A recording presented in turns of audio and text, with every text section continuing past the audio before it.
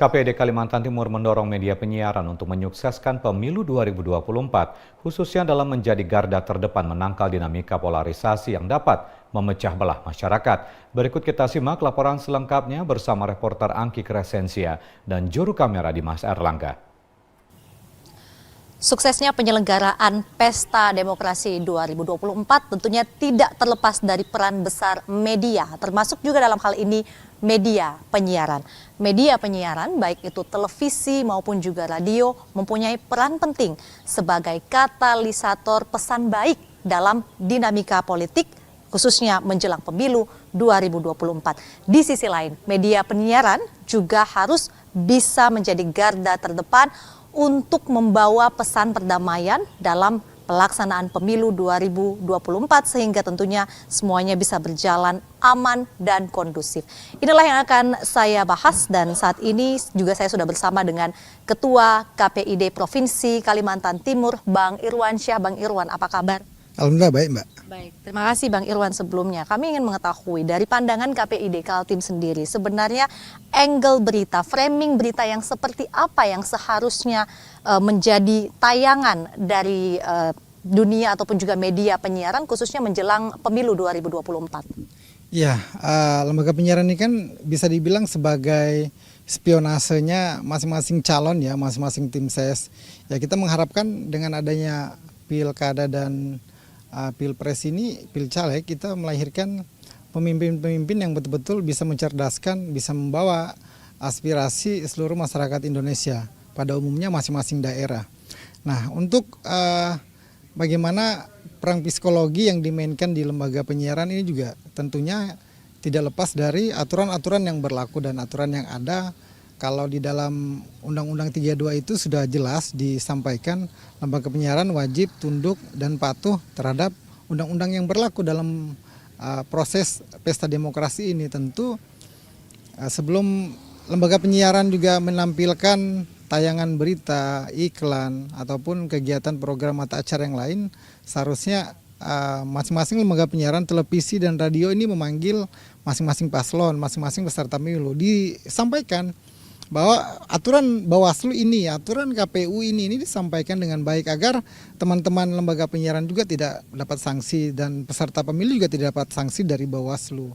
Nah, ini kan yang terjadi 2019 ini kan ada beberapa lembaga penyiaran diberikan sanksi dan indeks pemilu di lembaga penyiaran juga akan turun. Ini yang kita sayangkan, padahal lembaga independen yang bisa mencerdaskan, bisa kita katakan ini menjadi formula yang baik untuk diterima masyarakat informasinya, ini ada dua media, media massa dan lembaga penyiaran. Dan lembaga penyiaran ini kan menjadi salah satu tolak ukur yang bisa dicerna dan ditampilkan seluruh Indonesia secara serentak. Bagaimana mungkin pemberitaan kampanye ini bisa tidak berimbang? Tidak berimbangnya di mana? Misalnya calon A ini diberitakan pemberitaannya kurang baik. Nah, sementara calon B pun diberitakan dengan waktu yang sama, tetapi ini prestasinya gitu. Ada tiga calon misalnya. 1, 2, 3 paslon 1 diberitakan prestasi, paslon 2 tidak diberitakan prestasi. Nah, ini kan yang seharusnya yang kita dudukan bersama dengan teman-teman lembaga penyiaran, tolong dong kalau memberitakan kampanye, memberitakan paslon itu, pemberitaan pemilu itu, misalnya pemberitaan prestasi, ya sudah tiga-tiganya prestasi juga semua dong. Jangan ada pemberitaan yang di luar prestasi misalnya. Dari penjelasan Anda, Bang Irwan, saya kemudian menggarisbawahi bahwa KPID kemudian menyoroti terkait dengan independensi dari lembaga penyiaran. Di sisi lain kita juga berharap bahwa memang lembaga penyiaran ini bisa menjadi garda terdepan, bagaimana kemudian mereka bisa mengantisipasi ataupun juga tidak hanyut dalam dinamika polarisasi pada Pesta Demokrasi 2024. Strategi seperti apa yang kemudian dilakukan oleh KPID dalam melakukan pengawasan terhadap lembaga penyiaran khususnya juga di Kalimantan Timur, Bang? Ya, untuk dari setiap tahun, bahkan tahun ini kita lebih aktif, kita ada pengawasan on the spot juga, ada monitoring dan evaluasi di 10 kabupaten kota. Kita sudah keliling di 10 kabupaten kota, selalu kita sampaikan aturan-aturan dan seharusnya yang diberitakan di televisi dan radio. Apalagi ini kan kita belum lagi bicara di Kalimantan Timur ini, baru-baru kita hampir 30 bahkan bisa lebih lembaga penyiaran yang ilegal juga, televisi dan radio. kan bagaimana lembaga penyiaran ilegal misalnya itu juga memberitakan pemberitaan pemilu. Tapi kita sudah sounding ke MOU dengan Polda Kaltim, itu akan kita serahkan sepenuhnya pidananya di pihak kepolisian. Nah, terkait pengawasan dan sosialisasi selalu kita sampaikan, dan edaran yang sudah kita keluarkan sebelum DCT nanti kita akan selesai atau sesudah DCT, sebelum atau sesudah DCT akan kita sampaikan surat edaran. Dan kebanyakan memang lembaga penyiaran ini banyak yang hilap ya, rata-rata hilap lah. Artinya kita paham itu bahwa kehilapan itu tidak memandang umur dan jabatan. Siapapun itu bisa mengalami kehilapan.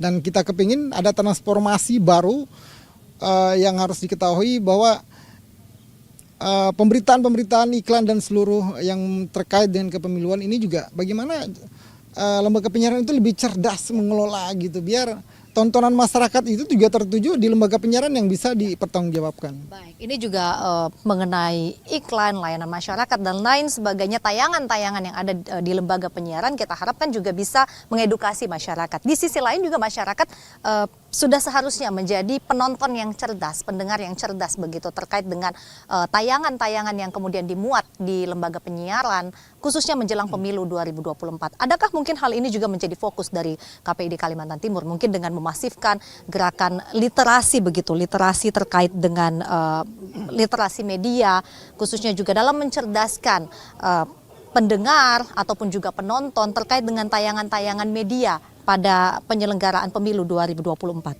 Ya, yang perlu teman-teman dan pemirsa ketahui bahwa KPID Kaltim ini tidak seperti lembaga negara seperti KPI Bawaslu yang punya turunan dari RI sampai ke tingkat RT kan.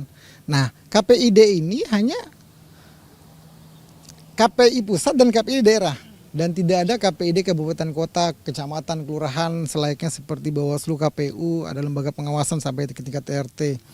Dan selalu kita sampaikan kita sudah melakukan literasi di ada KPID Go to School, ada literasi di seluruh universitas, ada literasi dengan teman-teman OKP dan LSM di 10 kabupaten kota. Kita juga mengadakan literasi bersama teman-teman lembaga penyiaran di 10 kabupaten kota, dan ke depan yang kita masifkan itu sekitar tahun depan ini lebih masif lagi. Kita mensosialisasikan bagaimana pencegahan yang seharusnya dilakukan oleh lembaga penyiaran. Baik, Bang Irwan, di penyelenggaraan pemilu 2024 ini kami juga ingin mengetahui sebenarnya apakah sejauh ini sudah ada teguran begitu yang kemudian ataupun juga katakanlah sanksi yang diberikan kepada lembaga penyiaran, media penyiaran terkait dengan tayangan yang dinilai tidak independen dan juga berpihak hanya kepada salah satu kepentingan saja begitu dalam penyelenggaraan pemilu. Ya, kita sudah menyampaikan rekomendasi kita yang pertama kita sudah banyak mendapatkan laporan, dan ada beberapa lembaga penyiaran yang kita berikan sanksi, dan ada beberapa lembaga penyiaran yang kita serahkan rekomendasi terkait temuan kita pelanggaran itu ke KPI pusat, dan kita selalu koordinasi dengan KPI pusat tentang arti sosialisasi dan kampanye ini kan yang harus kita samakan bersama Bawaslu, KPU, Dewan Pers, ini kan masih debatable nih, sosialisasi dan kampanye itu kan kurang lebih. Nah, ini harus kita satukan persepsi bahwa sosialisasi penjabarannya ini, misalnya kampanye penjabarannya ini. Tetapi terkait curi star atau curi star dalam kampanye pemilu ini memang sudah ada yang curi star, dan ada beberapa lembaga penyiaran yang sudah kita berikan sanksi dan teguran. Baik, sudah ada beberapa lembaga penyiaran yang kemudian juga menjadi sorotan dan akhirnya dijatuhi sanksi terkait dengan penayangan dalam penyelenggaraan pemilu 2024. Terakhir, Bang Irwan, kita sepakat bahwa pengawasan partisipatif menjadi yang paling efektif untuk mengawasi seluruh tayangan dalam lembaga penyiaran begitu yang dimuat oleh lembaga penyiaran, termasuk juga di Provinsi Kalimantan Timur menjelang pemilu.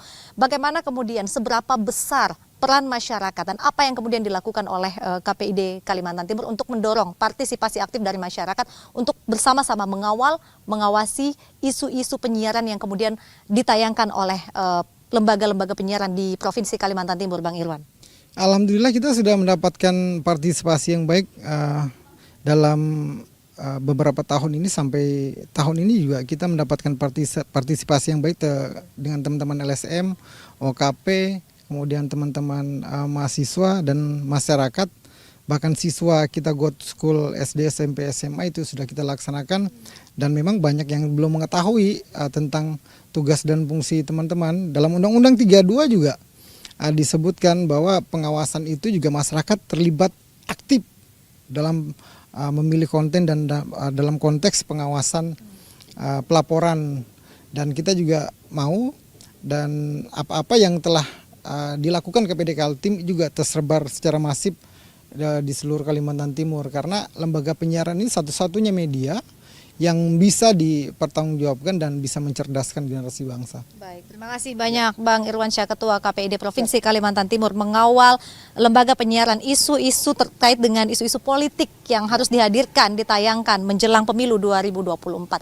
Kita berharap bersama-sama bahwa masyarakat, seluruh elemen masyarakat bisa bekerja sama, bersinergi bersama untuk melakukan pengawasan. Karena memang media penyiaran menjadi garda terdepan untuk membawa pesan perdamaian dalam pemilu 2024, khususnya juga harus menjadi media penjernih informasi di tengah maraknya hoax yang beredar terkait dengan pemilu 2024. Demikian dari Samarinda, Kalimantan Timur, Angki Crescentia dan juru kamera Dimas Erlangga melaporkan.